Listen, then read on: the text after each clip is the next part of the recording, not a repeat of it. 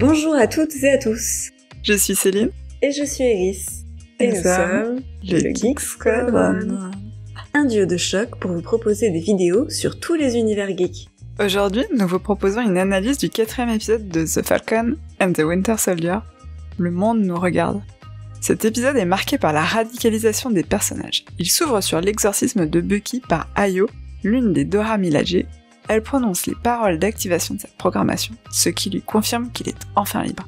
Bucky est un super soldat, maître de son destin, et l'épisode va largement explorer les effets du sérum sur les individus. Avec le sérum, on peut faire une analogie avec la force dans l'univers Star Wars. C'est-à-dire que c'est pas le sérum en lui-même qui rend méchant ou bon, c'est l'utilisation qu'on en fait. Comme la force, exactement. Si on est en soi plutôt de la bonté, on va utiliser le côté lumineux de la force. Et si on est absolument démoniaque, on va plutôt utiliser le côté obscur.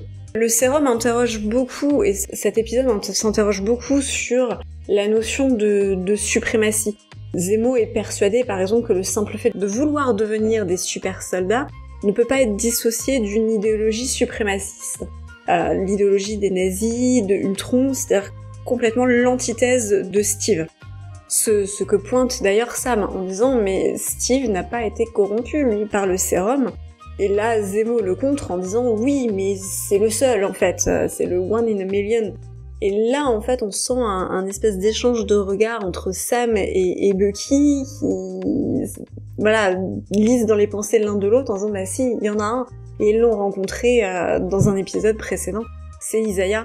Mais ils vont garder ce secret, ils vont surtout pas révéler une telle chose à Zemo qui a en horreur les super soldats.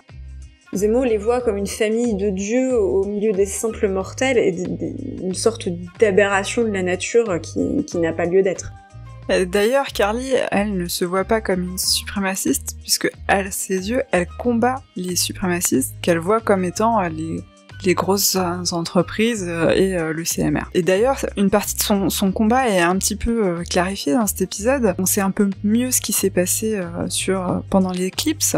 Sur les déplacés, en fait, finalement, ces gens ont été accueillis à bras ouverts dans les pays où on manquait de main-d'œuvre, et ensuite rejetés quand l'autre moitié de l'humanité est revenue. Ils sont passés de main-d'œuvre providentielle à des parias. On peut faire le parallèle avec les travailleurs immigrés. Quel que soit le pays d'accueil, il y a toujours, malheureusement, ensuite des mouvements de suprémacistes contre eux. Donc cette série, en fait, finalement, est très politique. Il y a le thème du racisme et le thème du rejet de l'autre, de la xénophobie, qui font écho à notre monde.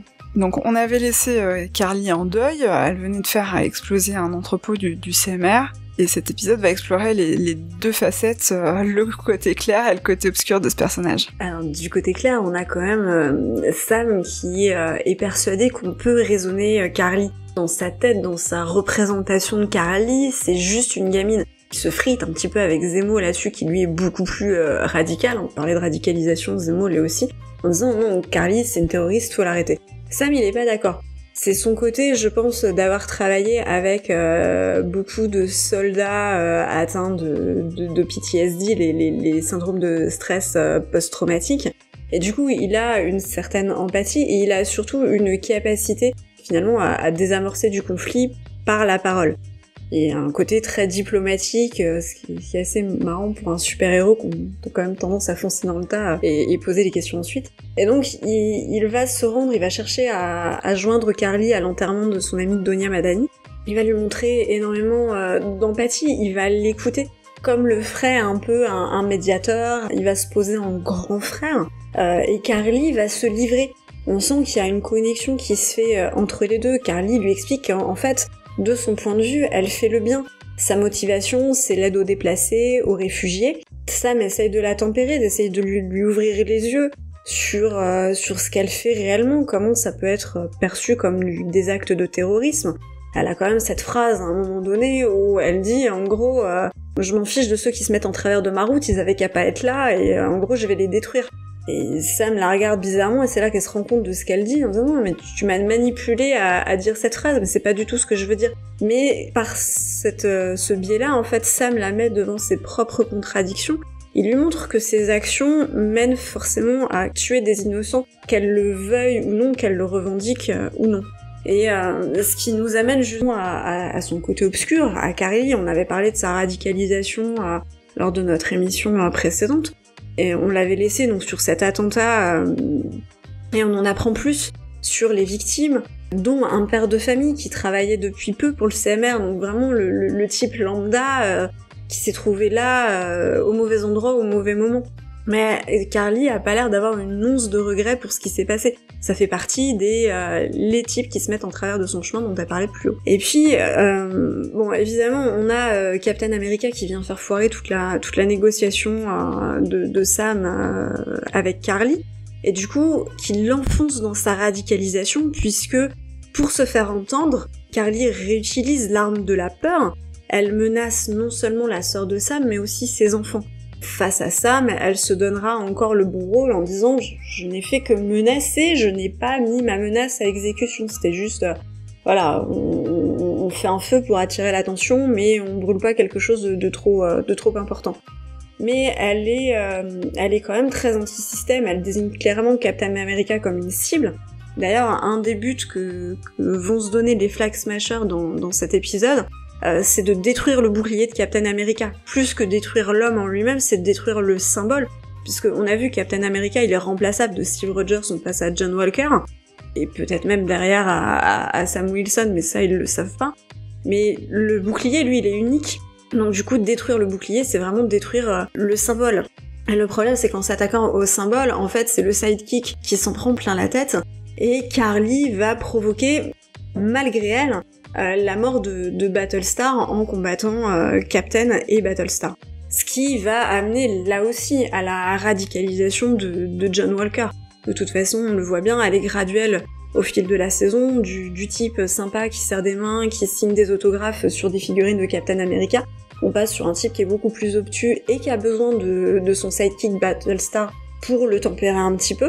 Et du coup, cet épisode-là, il nous offre l'occasion de voir à la fois le pire de John Walker, mais aussi le meilleur. On dessine un peu plus son côté humain, parce que là aussi, comme avec les déplacés, on a un peu plus d'origin story.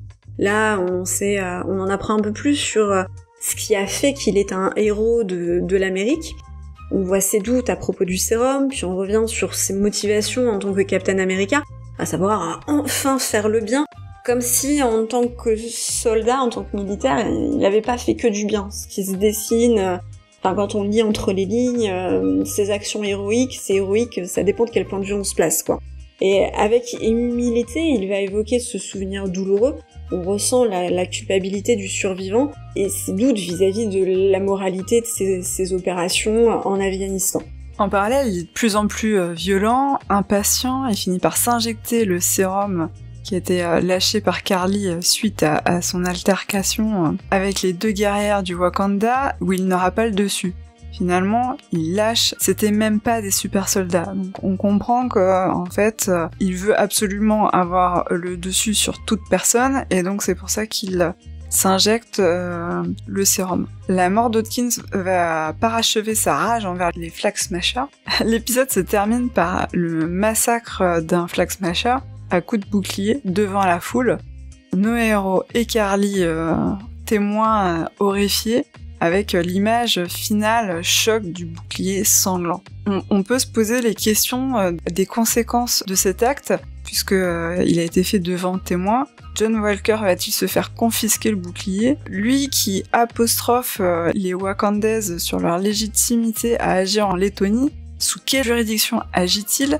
Il se dit le bras armé du CMR, mais son rôle de Captain America a été donné par le gouvernement américain. Il semble intégré à l'armée. Finalement, les accords de Sokovie, on les a un petit peu oubliés. Est-ce qu'ils ont été signés par John Walker? Ça impliquait, dans ce cas-là, d'être sous mandat de l'ONU pour les super-héros. Donc, est-ce qu'il agit sous un mandat de l'ONU, ce qui lui donnerait la possibilité d'agir en Lettonie? Voilà, donc on sait pas trop, mais je pense qu'on va y revenir. D'ailleurs, en parlant de gouvernement, il y a une autre interrogation sur un autre personnage, c'est Sharon.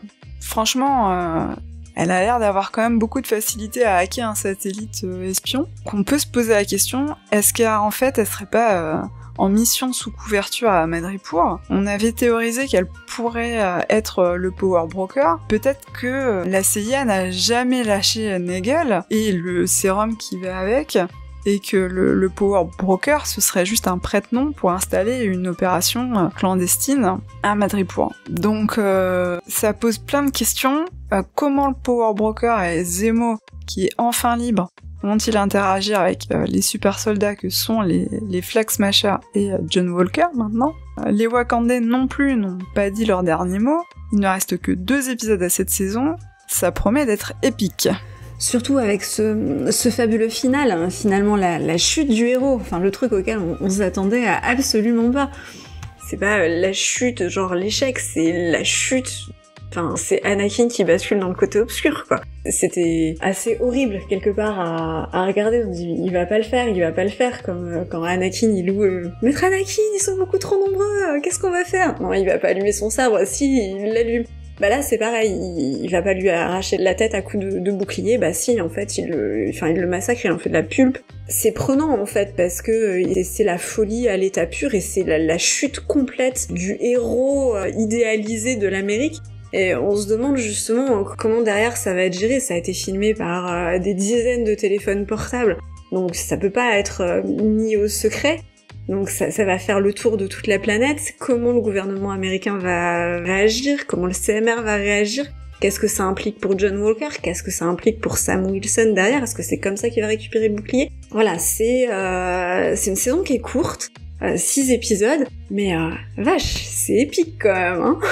C'est intense. Ben c'est vrai qu'on avait vu que Walker, il déconnait un petit peu, mais je m'attendais pas à ce que ce soit aussi violent, cette scène finale, ouais.